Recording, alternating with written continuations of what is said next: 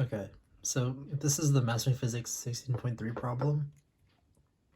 And basically, it's asking us to find the length of the string when we're given the mass of the string, the tension that the string is experiencing, and the time it takes for a pulse to go along the string.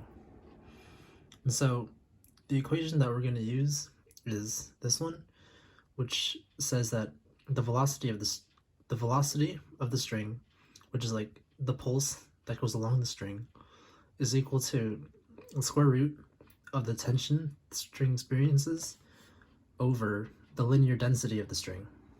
And so the linear density of the string is just the mass of the string over the length of the string. And the length is what we're trying to find, so we can figure it out that way. And then also, to find the velocity of the string, we know that it takes 56 milliseconds for one pulse to travel all the way along the string.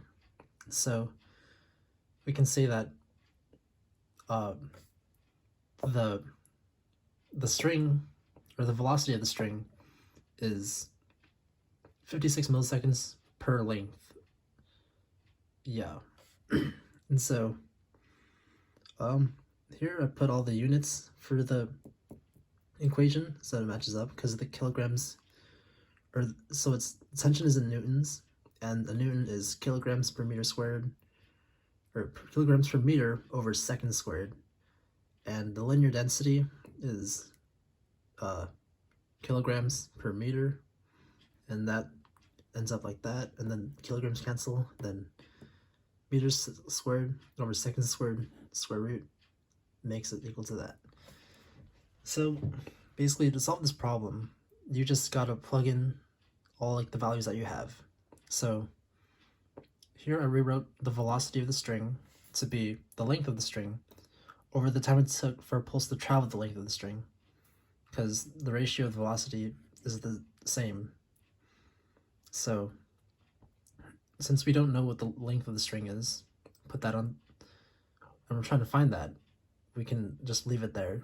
And so what I have is length of the string over the time it takes for that is equal to the tension of the string, which is 20 newtons, divided by the linear density, which is 0.024 kilograms over the length of the string. And so to solve this, we just want to put the length of the string on one side and all the numbers on the other side to find that. So here I rewrote this side of the equation so that the length of the string was on its own and the values are on its own, and exponential rules mean I can like multiply this and it works out. So next, or I'm still trying to like move the length of the string onto one side of the equation and the numbers onto the other.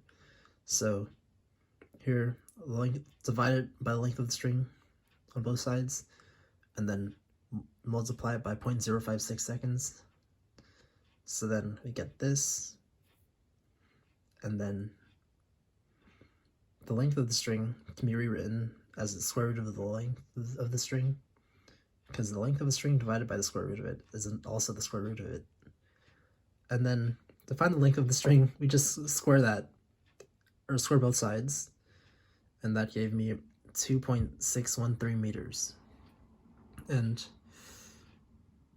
I guess the reason, or an assessment for this could be like, it has the correct units, and also the 2.613 meters isn't like super big or super small, and like it seems reasonable with the amount of force that was applied onto the string and the time it took for the pulse to travel along the string. So yeah, so the answer I got was 2.613 meters from 3 knowns.